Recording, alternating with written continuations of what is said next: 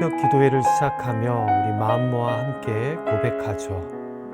주를 향한 나의 사랑을. 주를 향한 나의 사랑을 주께 고백하게 하소서.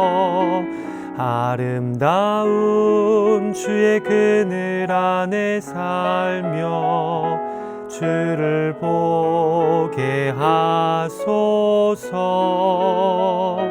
주님의 말씀 선포될 때에 땅과 하늘 진동하리니 나의 사랑 고백하리라.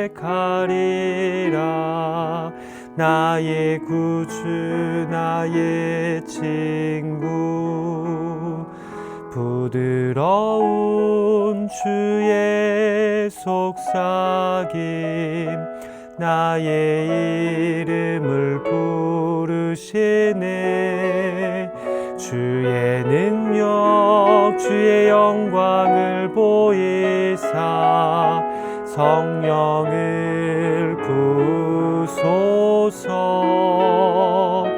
메마른 곳 거룩해지도록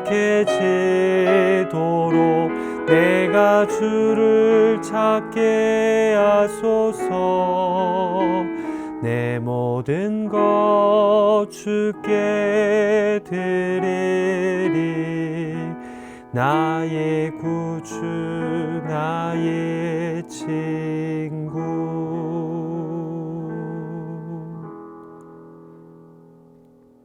아멘. 우리 같이 기도하죠. 하나님 아버지, 오늘도 구별된 시간을 허락하여 주셔서 주님의 거룩하신 말씀 앞으로 나오게 하여 주심을 감사드립니다. 하나님, 오늘 예비된 말씀이 나를 향하신 하나님의 말씀인 줄 믿습니다.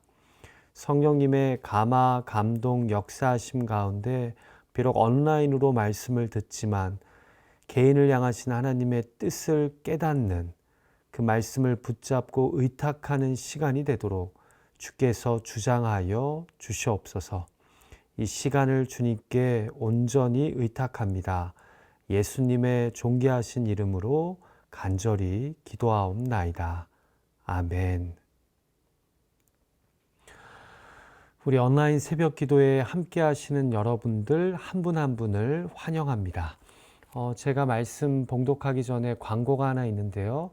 다음 주 월요일 7월 5일부터 우리 새벽 기도회가 현장 대면 예배로 드려집니다. 동일하게 오전 6시에 본당에서 새벽 기도회가 드려지는데요.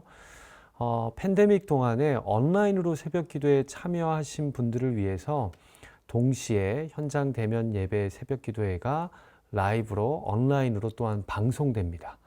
또 더불어서 오전에 9시나 10시에 새벽 기도회 온라인으로 참여했던 분들을 위해 현장 대면 새벽 기도회가 끝나자마자 일정 시간이 지나면 새벽 기도회 영상이 그대로 교회 홈페이지에 올려집니다.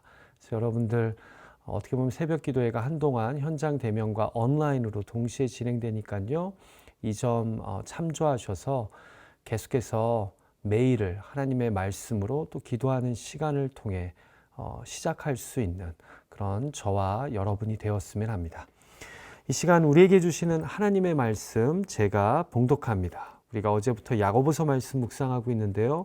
1장 12절에서 18절의 말씀을 제가 봉독합니다.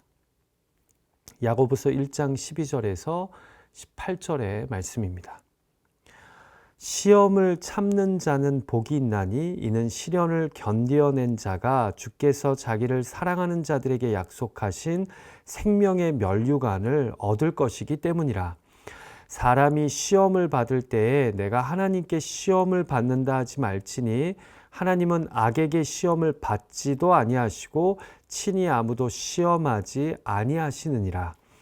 오직 각 사람이 시험을 받는 것은 자기 욕심에 끌려 미혹됨이니 욕심이 잉태한즉 죄를 낳고 죄가 장성한즉 사망을 낳느니라. 내 사랑하는 형제들아 속지 말라.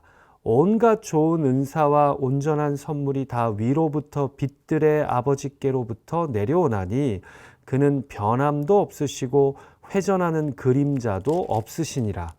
그가 그 피조물 중에 우리로 한 첫 열매가 되게 하시려고 자기의 뜻을 따라 진리의 말씀으로 우리를 낳으셨느니라. 아멘. 우리는 어제부터 신약의 지혜서라고 할 수 있는 야고보서를 묵상하고 있는데요. 어떻게 보면 구약 지혜서의 대표격인 잠언을 묵상한 다음에 바로 신약의 지혜서인 야고보서를 묵상하는 것에는 흥미로운 연결성이 있는 듯합니다. 그런데 여러분, 왜 성경학자들이 야고보서를 신약의 지혜서로 보는 걸까요? 어제 구본훈 목사님이 야고보서를 시작하며 개론적으로 잘 설명해 주셨지만 일단 야고보서의 문체가 지혜서적인 느낌을 많이 주기 때문입니다.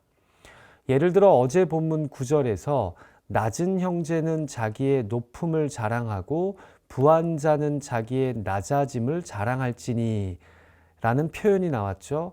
이 표현도 잠언과 매우 유사합니다. 또 2장 이후부터 더 도드라지지만 독자 스스로가 답하도록 유도하는 형식의 문답식 대화법도 자주 사용됩니다. 그러니까 무엇인가 진리를 가르치고 지혜의 깨달음을 유도하는 그런 문체로 야고보서가 기록되었다는 겁니다. 더불어 뒤에 보면 잠언의 비유처럼 일상에서 흔히 보거나 생각할 수 있는 것들을 사용해서 메시지를 전하는 문체도 등장합니다. 예를 들어 어제 본문 10절을 보면 부한 자는 자기의 낮아짐을 자랑할지니 이는 그가 풀의 꽃과 같이 지나감이라고 묘사하죠. 부자를 풀의 꽃과 비유하며 이처럼 사라질 것이니 겸손해야 한다는 겁니다. 이것도 잠언과 유사하죠. 뒤에 1장 23절에서 말씀을 듣고서도 행하지 않는 자의 삶을 묘사하며 이것은 마치 거울로 자기의 얼굴을 보고 그 모습을 잊어버리는 것과 같다는 설명을 하는데 이것도 매우 지혜서적인 문체입니다. 바로 이런 이유들로 인해 야고보서를 신약의 지혜서로 보는 겁니다. 자, 그럼 본문 1장에서 야고보서가 흩어져 있는 유대계 그리스도인들에게 나누려는 주제는 무엇일까요? 어떻게 본문을 보느냐에 따라 다르겠지만 다수의 성경학자들은요, 어제 본문 1장 2절부터 오늘 본문인 18절까지를 한 단락으로 봅니다. 몇 가지 이유가 있는데요. 먼저 시험이라는 단어로 이 단락 전체가 하나로 묶이기 때문입니다. 먼저 1장 2절을 볼까요? 형제들아 너희가 여러 가지 시험을 당하거든 이러면서 시작되죠. 그리고는 8절까지 시험을 우리가 당할 때 성도로서 어떻게 해야 하는지 지혜를 나누는 말씀이 나옵니다. 자, 정리하자면 시험을 온전히 기쁘게 여기고 지혜를 구하랍니다. 왜냐하면 이 시험이 결국에는 인내를 이루고 그 인내를 통해 너를 온전히 구비하여 흠이 없는 자로 만들 것이기 때문입니다. 자, 그리고는 9절에서 11절이 당시 아마도 이 편지를 받는 유대계 그리스도인들이 주로 받았던 시험의 대표적인 예가 소개됩니다. 그것이 무엇입니까? 바로 부한 자를 보며 대다수의 가난한 유대계 그리스도인들이 시험을 받았던 겁니다. 그런데 야고보서는 부한 자를 보고 시험 받지 말랍니다. 왜냐하면 그 부자의 부가 결국에는 풀의 꽃과 같이 쇠잔해질 것이기 때문입니다. 이해가 되시나요? 자, 그리고는 오늘 본문에서 다시 2절처럼 시험이라는 단어가 등장하면서 12절부터 시험을 당하는 독자들을 향한 지혜가 18절까지 기록됩니다. 자, 그러니까 제가 이해하는 1장의 해석은 이렇습니다. 2절부터 8절까지가 시험을 당하는 자들을 향한 첫 번째 지혜의 권면이고요.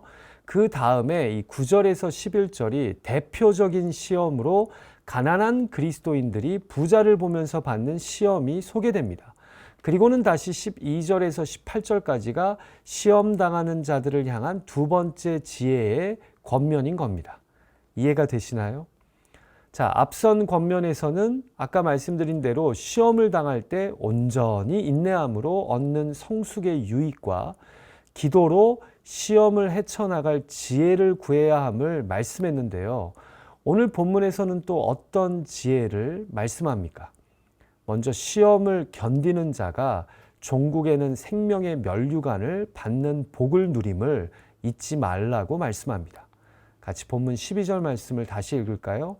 시험을 참는 자는 복이 있나니 이는 시련을 견디어낸 자가 주께서 자기를 사랑하는 자들에게 약속하신 생명의 면류관을 얻을 것이기 때문이라.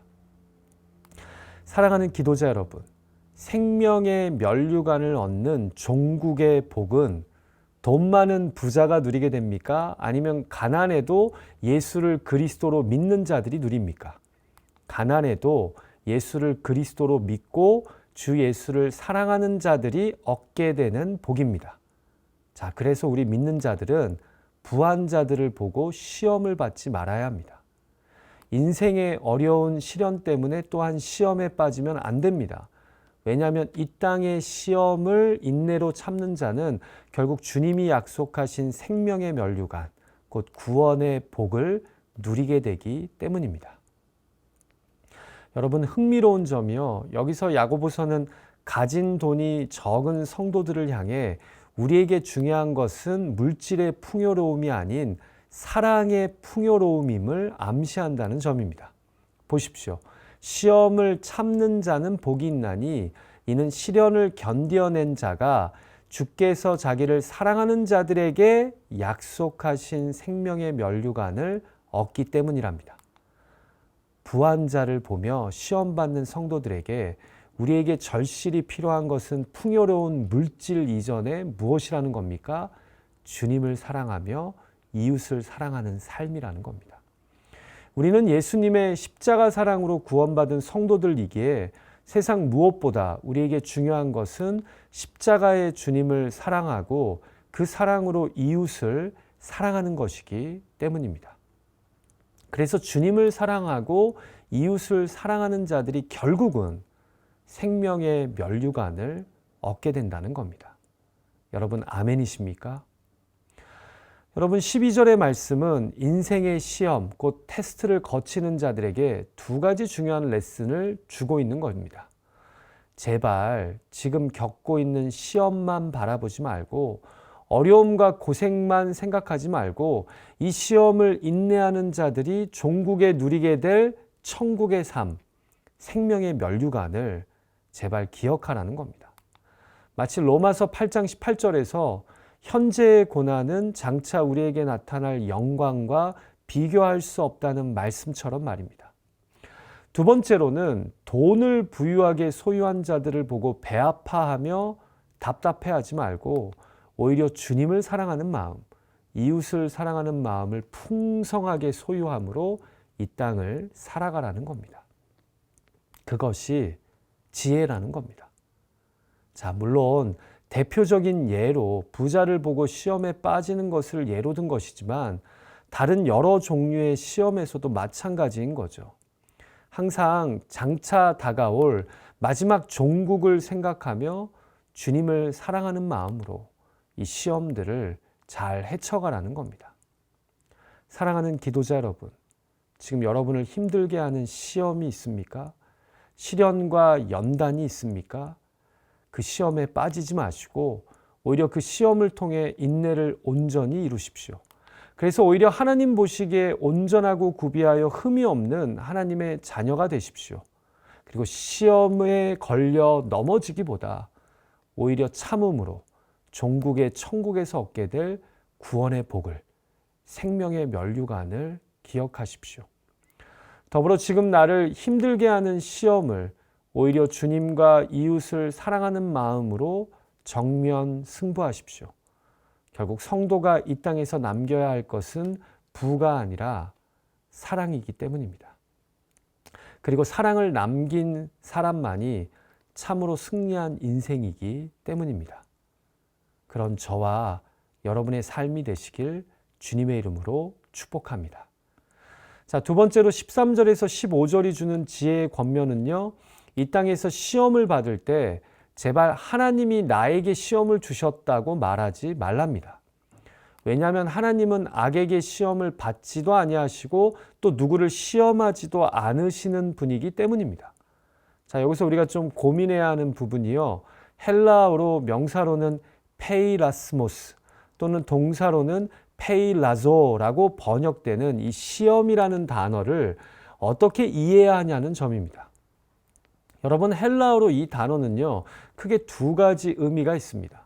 중립적으로는 테스트를 뜻하는 시험의 의미가 있지만 부정적으로는 템테이션, 곧 유혹을 의미합니다.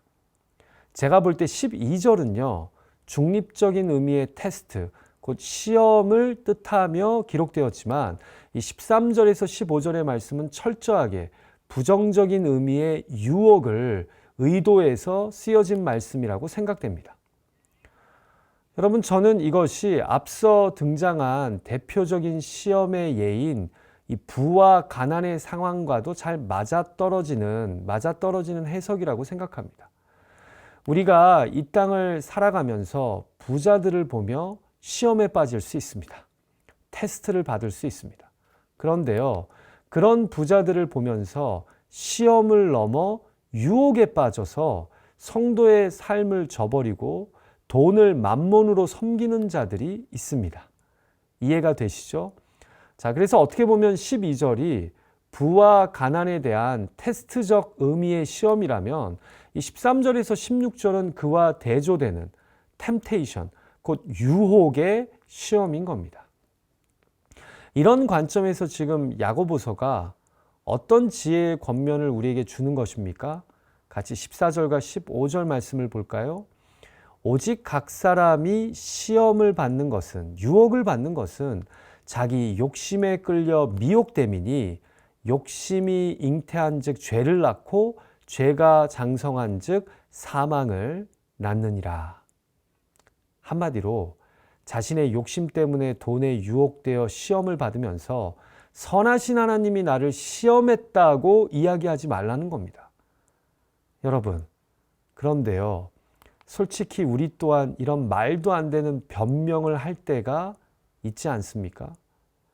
자신이 돈을 너무나 사랑해서, 자신이 이민자로서 성공과 명예를 갈망해서, 자신이 자녀들이 명문대와 좋은 전문직을 얻기를 너무나 원해서 무리하고 욕심내고 때로는 악하게 살아갑니다. 그리고는 그 과함으로, 그 욕심으로 사달이 납니다. 그런데 그렇게 어려움을 당하고 나서는 꼭 이렇게 이야기합니다. 내가 하나님께 시험을 받았다고 말입니다. 하나님이 나를 연단시키시고자 시험을 주셨다고 말입니다. 아니죠. 정확하게 말씀드리면 자신의 욕심으로 인해 겪지 않아도 되는 시험을 받은 거죠. 그런데 왜 하나님께 덤터기를 씌우십니까? 하나님께 책임을 돌리기 전에 사실은 스스로에게 질문해야 되지 않을까요? 내 욕심이 나를 이런 시험에 빠지게 하지는 않았냐고 말입니다. 자, 그러면서 16절과 17절에서 야고보서가 이런 지혜를 나눕니다. 내 사랑하는 형제들아, 속지 말라. 온갖 좋은 은사와 온전한 선물이 다 위로부터 빛들의 아버지께로부터 내려오나니 그는 변함도 없으시고 회전하는 그림자도 없으시니라. 풀이하자면 이런 뜻입니다. 하나님이 우리를 유혹하신다는 말도 안 되는 말에 속지 말랍니다. 빛들의 아버지이신 하나님은 우리에게 유혹을 주시는 분이 아니라 하늘로부터 온갖 좋은 선물과 온전한 영적 은사를 주시는 분이라는 겁니다. 이러한 하나님의 속성은 결코 변하지 않는다는 겁니다. 여러분, 17절에 회전하는 그림자도 없다는 말씀은 밤낮이 변함으로 생기는 그림자가 하나님에게는 없다는 겁니다.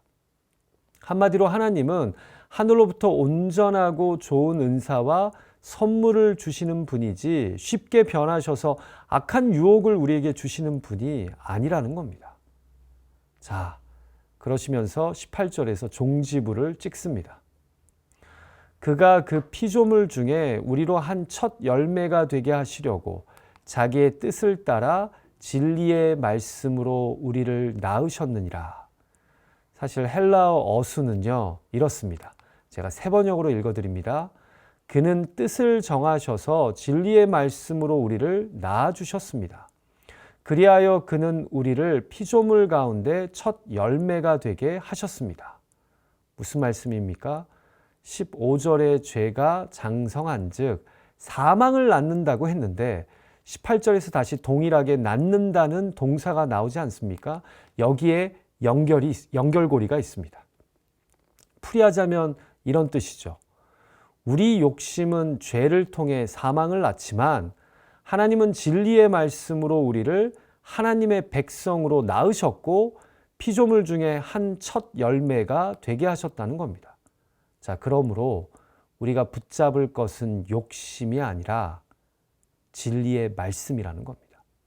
진리의 말씀을 통해 복음을 믿음으로 구원받은 성도답게 피조물의 첫 열매가 된 자들답게 말씀을 붙잡고 성도로서 욕심의 유혹을 끊고 복음의 열매답게 살라는 겁니다. 아멘이십니까, 여러분? 저는 이 말씀이요, 참으로 도전이 됩니다. 우리가 이 땅에서 겪는 시험의 상당 부분은 사실 겪지 않아도 되는 것임에도 우리의 욕심으로 인해 유혹에 빠져 우리가 죄를 낳고 그 죄로 인해 겪게 되는 자기 책임일 때가 많지 않습니까? 그런데 왜 우리는 하나님 핑계를 댑니까? 왜 욕심을 통해 죄를 낳고 결국은 그 장성한 죄에서 헤어나지 못해 사망에까지 이릅니까? 오히려 진리의 말씀을 붙잡고 구원받은 성도로서 시험을 참고 유혹을 저버림으로 종국에는 주님께 칭찬을 받으며 생명의 면류관을 받는 저와 여러분이 되시길 간절히 소망합니다. 이것이 바로 신약의 지혜서인 야고보서가 시험을 겪고 있는 자들을 향해 주시는 지혜의 말씀인 겁니다. 같이 기도하죠. 하나님 아버지, 야고보서의 말씀을 통해 성도들이 이 땅에서 시험을 받을 때, 유혹을 받을 때 어떻게 지혜롭게 대처해야 되는지 깨닫게 해주셔서 감사합니다. 주님, 그렇습니다. 지금 우리가 겪고 있는 이 땅에서의 시험이 또한 부한자들을 보면서 서럽게 느끼는 그 마음의 유혹이 사실은 장차 우리에게 다가올 영광에 비교되지 않는 것임을, 그 영광을 바라보며 인내로서 시험을 견디는 우리가 되게 하여 주시옵소서. 간절히 기도하오니 나의 욕심으로 인해 일어난 시험과 유혹임에도 불구하고 하나님께서 나에게 연단을 주셨다고, 뜻이 있어서 시험을 주셨다라고 말하는 미련한 자들이 되지 말게 하여 주시고, 욕심을 낳고 죄를 낳고 그래서 사망에 이르는 자들이 아니라 오히려 진리의 말씀을 붙잡고 풍성한 새 생명의 삶을 선택할 수 있는 우리가 되게 하여 주시옵소서. 하나님께서 진리의 말씀을 통해 우리를 성도로 빚어가고 계심을 잊지 말게 하여 주시고, 이 새벽 기도회 때마다 진리의 말씀을 가까이 함으로 참된 거룩한 삶을 선택할 수 있는 지혜자들이 되게 하여 주시옵소서. 오늘 주신 말씀을 가지고 기도할 때 개인의 의탁의 제목들을 하나님 앞에 간절히 아뢰할 때 하나님 우리의 기도를 들으시고 구한 것보다 더 선하고 온전하고 충만하게 응답하여 주실 것을 믿습니다. 왜냐하면 우리가 믿는 하나님은 하늘로부터 신령한 은사와 선물을 주시는 분임을 믿기 때문입니다.